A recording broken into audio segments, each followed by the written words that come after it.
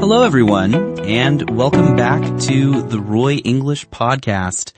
I'm Roy, and with me today is my wonderful co-host, Lily.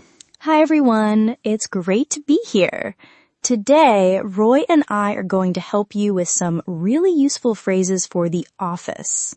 That's right. We've got 10 short but very common phrases that you'll hear in any office environment.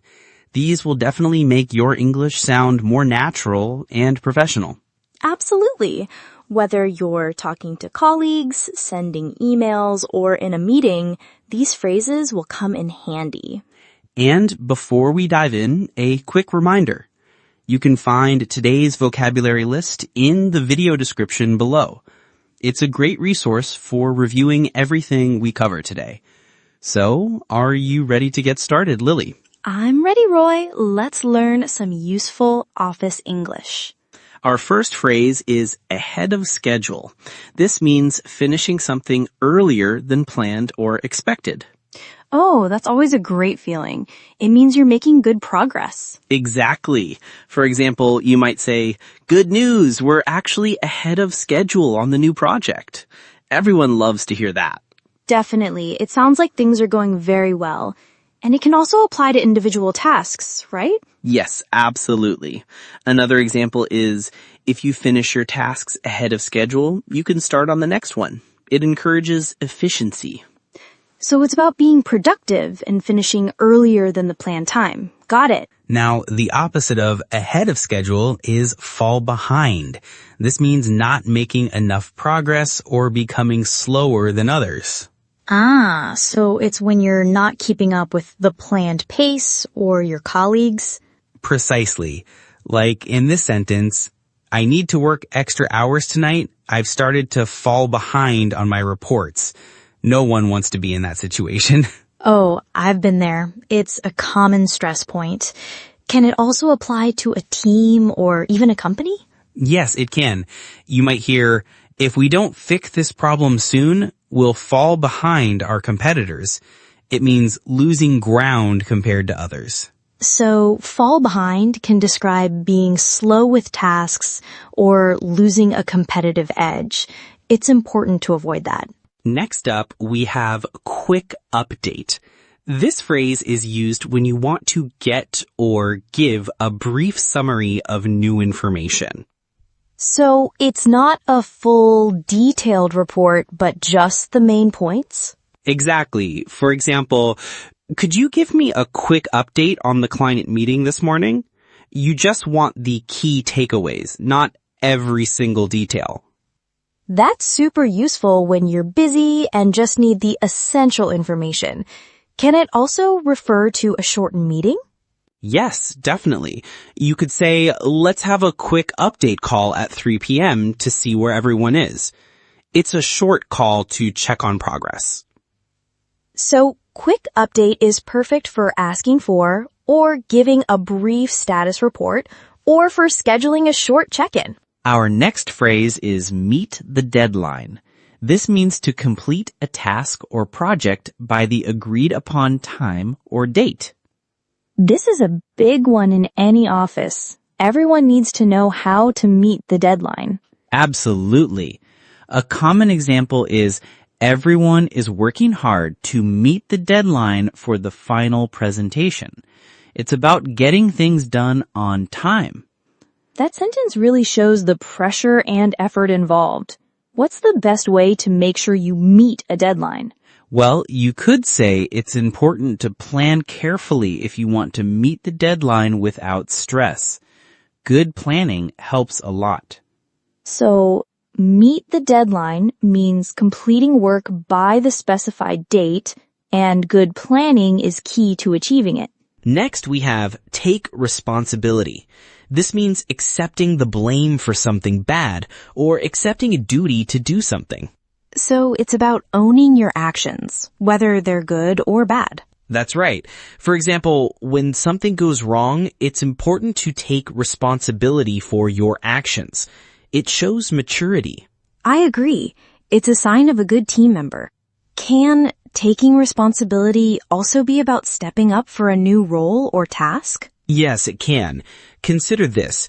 She decided to take responsibility for leading the new marketing campaign. Here, it means accepting the leadership role. So, take responsibility means to either admit fault for a mistake or to volunteer for and lead a task. It's a really important quality. Our next phrase is raise a concern. This means to mention a problem or worry that you have about something. So it's how you bring up an issue or something that's bothering you, but in a polite way. Exactly. You could say, I need to raise a concern about the budget for the upcoming event. You're letting people know there's a potential problem. That's a good way to voice worries about finances. Is it always better to do it sooner rather than later? Often, yes. If you raise a concern early, we can often find a solution before it becomes a big problem. Early communication is key. So, raise a concern is about respectfully bringing a potential problem or worry to attention, ideally early on. Next up is schedule a meeting. This means to arrange a time and place for people to meet. This is something you do almost daily in an office, right? Very true. A common request is, could you please schedule a meeting for us to discuss the new proposal next week? You're asking someone to organize it. That makes sense. It's about coordinating everyone's availability. Can it be for a small group or a large team? Both. For a larger group, you might say, let's schedule a meeting with the whole team to brainstorm some ideas. It's about getting everyone together. So schedule a meeting simply means setting up a time and place for a discussion, whether it's one-on-one or with the whole team. Our next phrase is on the same page. This means that everyone understands and agrees with each other about something.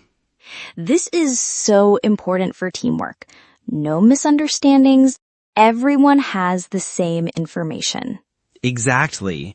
For example, before we move forward, let's make sure everyone is on the same page about the project goals. It prevents problems later. That's a great point. It helps avoid confusion and ensures everyone is working towards the same objective. Can you use it to show that you've reached an agreement? Yes. After a discussion, you can say, after our discussion, I think we're finally on the same page about the next steps. It means you've achieved mutual understanding. So, on the same page means having a shared understanding and agreement, which is crucial for smooth collaboration. Next, we have handle the issue. This phrase means to deal with a problem or situation effectively. So it's about taking action to resolve something difficult. Yes. If a problem comes up, you might say, don't worry, I'll handle the issue with the client's complaint personally. It shows you're taking control. That's reassuring to hear. It means someone is taking charge. Can it also refer to a broader, more general problem? Absolutely. You could say, we need to find a way to handle the issue of low employee morale. It's about addressing a problem affecting the team.